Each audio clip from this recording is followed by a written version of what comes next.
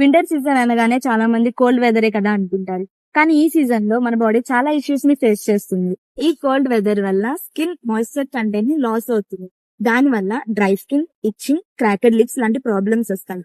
So moisturisers use చేయడం, hot water baths ని avoid చేయడం, కావాలంటే గోరువెచ్చని నీటితో చేయొచ్చు. టెంపరేచర్ తగ్గడం వల్ల బ్లడ్ లో సర్క్యులేషన్ అనేది చాలా స్లోగా జరుగుతుంది.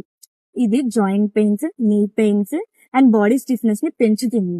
Light exercises, stretching and warm clothing లాంటివి చేయడం వల్ల ఈ పెయిన్స్ ని కంట్రోల్ చేయొచ్చు.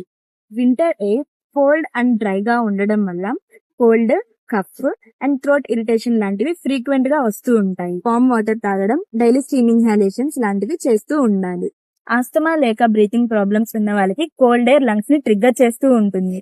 ఇలాంటి వాళ్ళు మాస్క్ యూస్ చేయడం, కోల్డ్ ఎక్స్పోజర్ ని అవాయిడ్ చేయడం చాలా మంచిది.